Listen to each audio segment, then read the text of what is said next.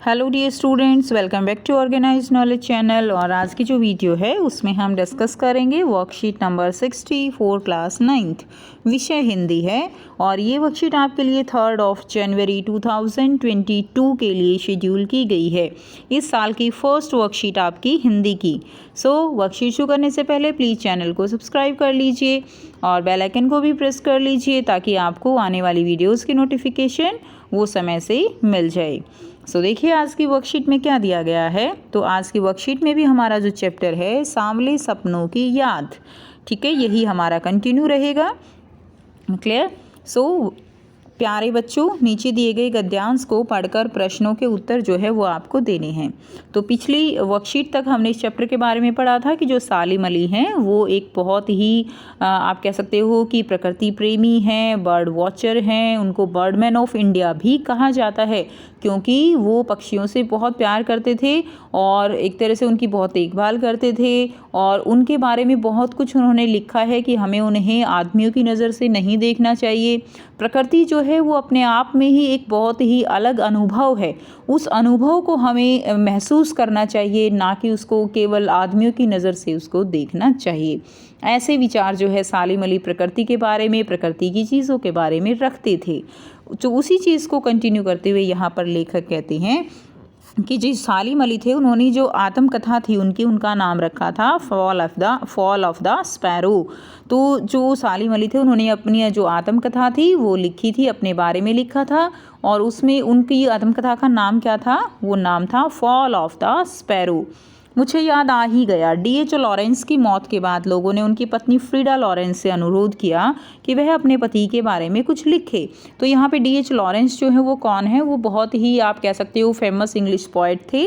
और वो भी जैसे सालिम अली पक्षियों को प्यार करते हैं, वो भी नेचर से प्यार करते थे, ठीक है। नेचुरलिस्ट थे, पोइट थे, राइटर थे, यानी बहुत सारी खूबियाँ थी। अगर आप नेट पर डालोगे D.H. लॉरेंस के बारे में तो उनके बारे में आपको पूरा डिटेल आ जाएगी। और वो बहुत ही आप कह सकते हो एक फेमस जो है राइटर रहे हैं, साथ में नेचुरलिस्ट भी रहे हैं, नेचर को प्यार करने वाले रहे हैं सालिम अली की तरह ही। तो यहाँ पे लेखक कहते हैं कि मुझे याद आ गया D.H. लॉरेंस की जब मौत हुई थी, कि D.H. लॉरेंस जब उनकी डेथ हुई थी तो उनकी पत्नी की थी फ्रीडा, ठीक है। और उनको कहा गया था कि वो अपने पति के बारे में कुछ लिखें। तो फ्रीडा ने क्या कहा कि फ्रीडा चाहती तो ढेर सारी बातें लॉरेंस के बारे में लिख सकती थी, लेकिन उसने क्या कहा? उसने कहा मेरे लिए लॉरेंस के बारे में लिखना कुछ असंभव सा है। मुझे महसूस होता है कि मेरी छत पर बैठने वाली गोरैया लॉरेंस के बारे में ढेर सारी बातें जानती थी, क्योंकि वो पक्षियों को प्रेम करते थे। तो उनकी छत पर जो है गोरैया आती होगी, ठीक है। तो वो उन्होंने कहा कि पक्षी जो है वो उनके पति के बारे में ज़्यादा जानते हैं, मेरे छत पर आने वाली गोरैया जो है वो मेरे से ज़्यादा जो है उनके बारे में बता पाएगी, और उनके लिए उनके बारे में लिखना असंभव है। मुझसे भी ज़्यादा जानती है। वो सचमुच इतना खुला खुला और सादा दिल आदमी था।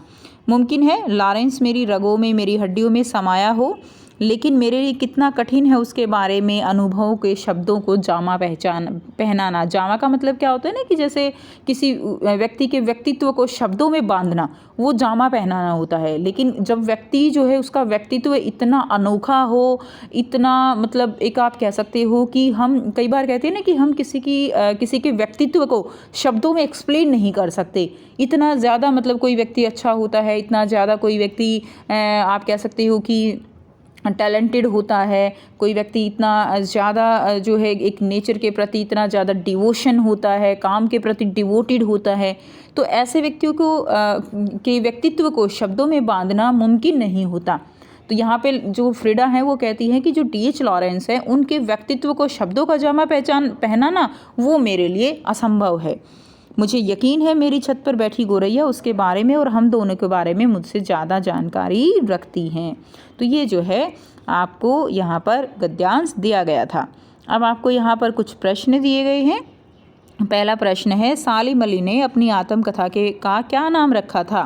क गोरैया, fall of the sparrow, bird watcher, मेरे अनुभव। तो बहुत ही आसान इसका आंसर रहेगा, ख जो है इसका आंसर रहेगा।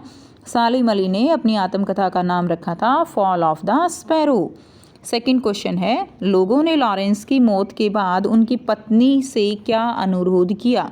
तो लोगों ने लॉरेंस की लॉरेंस की मौत के बाद उनकी पत्नी से अनुरोध किया कि वह अपने पति के बारे में क्या करे, कुछ शब्द जो है वो लिखे।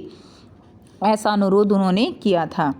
नेक्स्ट देखिए प्रश्न 3 है, लोगों के अनुरोध पर फ्रीडा ने क्या उत्तर दिया। तो लोगों के अनुरोध पर क्या उत्तर दिया, फ्रीडा जो कि लॉरेंस की पत्नी थी, उन्होंने उत्तर दिया कि लॉरेंस के बारे में कुछ लिखना क्या है, असंभव है। ठीक है, लॉरेंस आ जाएगा। थोड़ा सा टाइपिंग मिस्टेक है स्टूडेंट्स, थोड़ा सा ठीक कर लें। तो लॉरेंस के बारे में कुछ लिखना असंभव सा है। उन्होंने कहा मेरी छत पर बैठने वाली गौरैया लॉरेंस के बारे में ढेर सारी बातें जानती है। तो ऐसा जो है उन्होंने कहा था। नेक्स्ट देखिए प्रश्न 4 है, लॉरेंस फ्रीडा के जीवन में क्या स्थान रखते थे। तो लॉरेंस का फ्रीडा के जीवन में बहुत महत्वपूर्ण स्थान था। वह फ्रीडा की रगों में, हड्डियों में समाया हुआ था।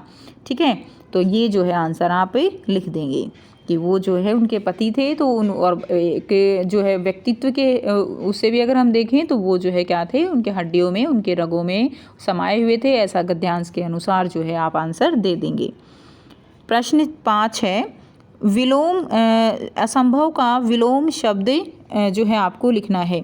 तो असंभव का विलोम शब्द क्या हो जाएगा, असंभव का विलोम यानी उल्टा, तो क्या हो जाएगा, संभव हो जाएगा। ख जो है इसका राइट आंसर रहेगा। ठीक है, उसके बाद प्रश्न 6 देखिए, मुमकिन का विलोम शब्द लिखिए। तो मुमकिन का विलोम शब्द क्या हो जाएगा, मुमकिन का नामुमकिन हो जाएगा। ग जो है इसका राइट आंसर आपका हो जाएगा। ठीक है, नेक्स्ट देखिए प्रश्न 7 है, पक्षी शब्द के 2 पर्यायवाची शब्द जो है वो आपको लिखने हैं। तो पक्षी शब्द के जो है एक तो जो है आपका क्या हो जाएगा, पक्षी के पर्यायवाची लिखने, एक तो पंछी हो जाएगा, पंछी आप लिख सकते हो। क्लियर, एक जो है आप लिख सकते हो यहाँ पे जो है खग लिख सकते हो। ठीक है ना, खग क्या होता है, पक्षी होता है। तो पंछी है, खग है, ये दोनों क्या हो जाएंगे, इसके पर्यायवाची हो जाएंगे। तो और भी आप लिख सकते हो। तो ये थी बच्चों आपकी आज की हिंदी की वर्कशीट। आई होप सभी प्यारे बच्चों को वर्कशीट क्लियर है। कोई भी डाउट है प्यारे बच्चों पूछ सकते हो। वीडियो अच्छी लगे तो वीडियो को ज़रूर से लाइक कीजिए, शेयर कीजिए और चैनल को सब्सक्राइब कर लीजिए। So thanks for watching students. मिलते हैं नेक्स्ट वीडियो में नेक्स्ट वर्कशीट के साथ। Take care, bye bye.